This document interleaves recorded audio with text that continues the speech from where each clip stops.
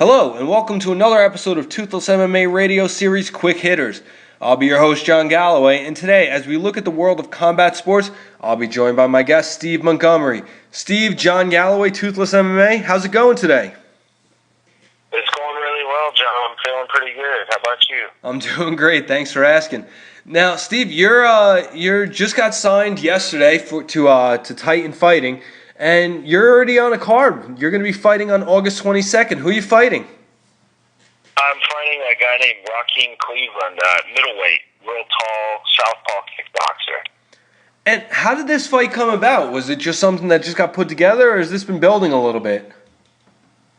You could say it's been building. We saw the card coming real near to South Carolina, where I was born and raised, so we got real excited at the idea of, possibly getting on a big show like Titan, so near to home. So as soon as we saw the card, we just started, petitioning, sending them emails, trying to do whatever we could do to get their attention, phone calls, anything we could do, and they finally noticed us, and about 2 weeks ago, they offered me a fight on the card, but then that fight was given to a teammate of mine, and so they promised to still find an opponent. So for a week, we were looking for a welterweight anywhere in the Southeast. I mean, Alabama, Tennessee, South Carolina, Georgia, North Carolina, Virginia. We were looking everywhere, but couldn't find anybody.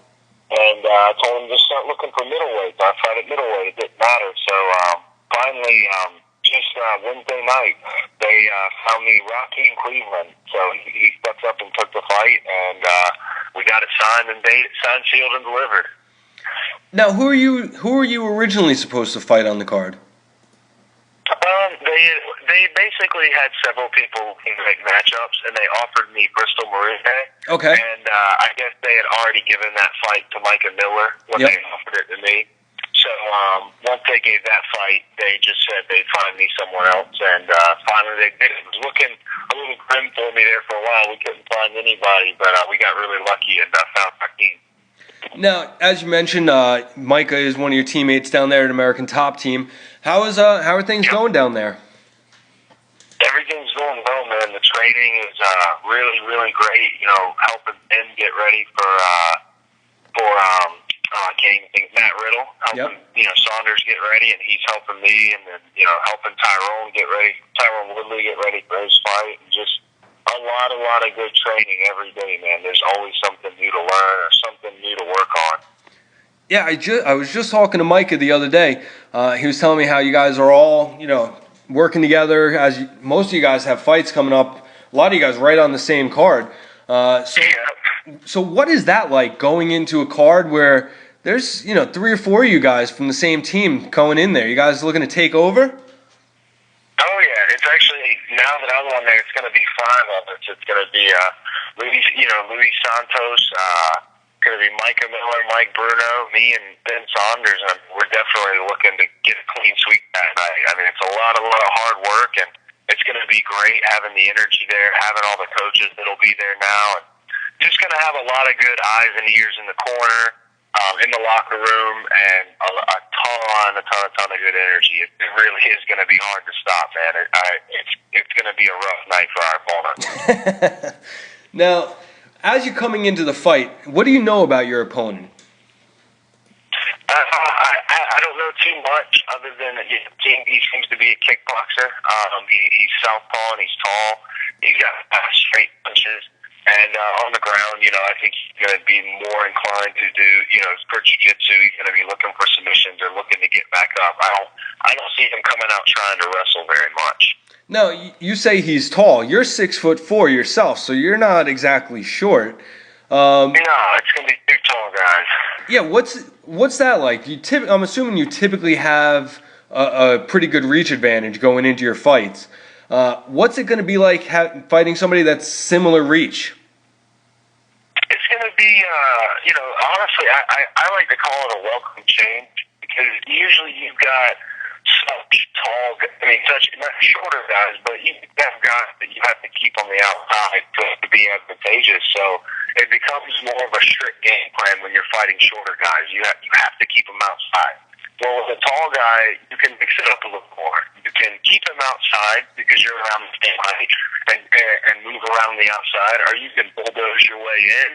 You get to do a lot more. So I think in the fight, I don't really make game plans, but I'm going to have a lot more options to look for, whether it be to go under him and to look for punches to the body, or if I want to go up high, or if I want to go to the legs. I can do a lot more of what I want now. Now you have a lot of you have a couple wins here, and you have three of them by knockouts. A couple punches. You got a nice head kick in there. You got one submission that I'm seeing here. So would you call yourself a more of a stand-up fighter, or are you submission? Where would you put yourself, and what would you how would you characterize yourself? I like to say I don't know if that's even a word, but I'm an exploiter. Okay. I like to exploit whatever I feel they're uncomfortable with. I'll test the waters just about anywhere.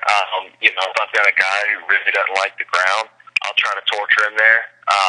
And if I've got a guy that really isn't as comfortable on the feet, or maybe he's comfortable in both places, but he's more comfortable on the ground, I'll torture him where he's least comfortable, or at least try to.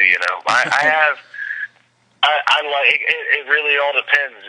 There's been fights where I'm on the ground and I can't decide why, but I just want to ground and pound, and I just want to hit them. And then there's those times where you just want to hold them there and look for a submission or torture them a little bit till they give up the choke. It really honestly just changes every fight and every person. I really try to get a feel for what they don't like and just do that as much as possible. It's all about the feel of the fight itself and what's happening at that moment. Exactly. So now you have some wins here. Colton Smith, Robert Kirkpatrick. So you have guys that have had some pretty good experience and some pretty good fights coming after yours. Now, what does that do for your confidence to know that you have these wins over these guys, and you're still young, you're still coming up? What does that do for you and your confidence? It definitely helps. I like to think that I wouldn't say that I'm anywhere good enough to be marketed as some new thing or some new upcoming guy, but I definitely think I'm good enough to be tested for that position. I feel like it's my time to put myself up against a tough guy like Raheem with a big record like you've got and see what I've got. I definitely feel I have the tools to, at least at this point in my career, hang with anybody in the world. I might lose to some of the top 10 guys, but I definitely think that I could bruise them up in any situation. I have a lot of confidence in my skills. It's all I do. It's what I turned out to be good at. So I really, really, really believe in my skill set. Because I see it work on a daily basis. I put it to a test every day. If you test an experiment every day and you get the results you want, you're going to have confidence in that experiment. Yeah, and when you're testing yourself against the other guys over at ATT, it's definitely that's got to be something where you can look back and you say, you know what, if it's working on these guys, it's going to work on most people. So yeah. Now you're coming into this just about anybody. Yeah, pretty much. Now you're coming into this fight on a 3-fight win streak. What kind of momentum does that carry for you, or is each fight its own individual, experience and scenario? Yeah, each fight is definitely its own, scenario. And my thing is I'm 6-2, and I've only had 2 3-fight win streaks, so I definitely want to break that curse of winning 3 in a row and lose 1. I like to carry everything in the cage. I carry my wins, the confidence from my wins, and the realization of my losses. That don't be a dummy and don't let your head get too big, because in this game you let your head get too big and it becomes a perfect target. So for me, I just like to carry my losses in too, and remember, hey, you do this wrong, you're gonna get put in check. You do that wrong, you're gonna get put in check. But if you do this right and you do it the way you got to do it, and you keep your focus, then you're gonna get that chin turning the way it shouldn't turn. You're gonna get what you need out of it. Now you are currently the Conflict MMA welterweight champ. You have any plans on going back and defending that title? Yeah.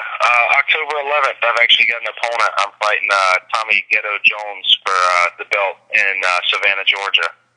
All right, so you don't have just a fight coming up in a month. You have multiple fights coming up over the next couple of months.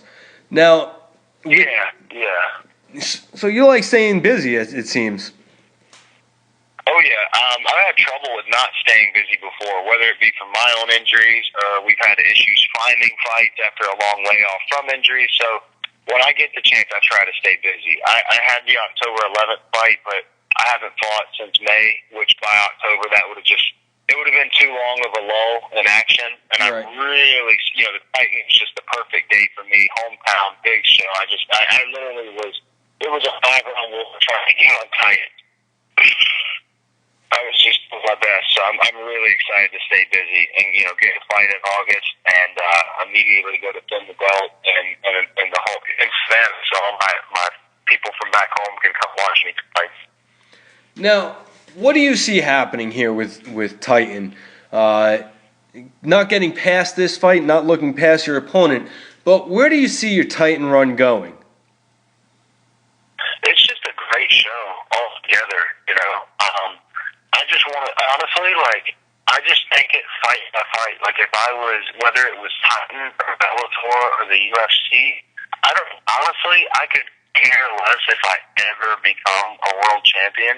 I just want to be really, really good at what I do and have a blast every time I do it. I want my technically work, I want it to be play. I want to be the best I can be. I don't want to lose. I'd like to go on a 20-fight win streak. But if it doesn't come with a belt, I just don't care. I just don't want to lose.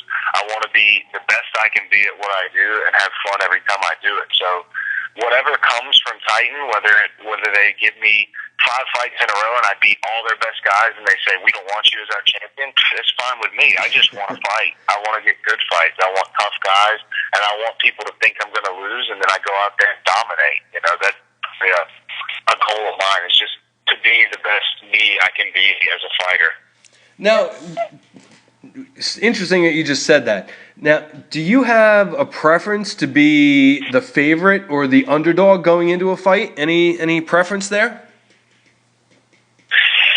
There's pros and cons to both sides. I guess if I had to say, if I really had a choice, I would just say make me the underdog, because then you just have less to lose and more to gain. That's just obviously going to be the best way from a business standpoint. You always want less to lose, more to gain. But I've been the favorite and I've been the underdog both times. So realistically, it makes no difference to me because it doesn't actually change anything.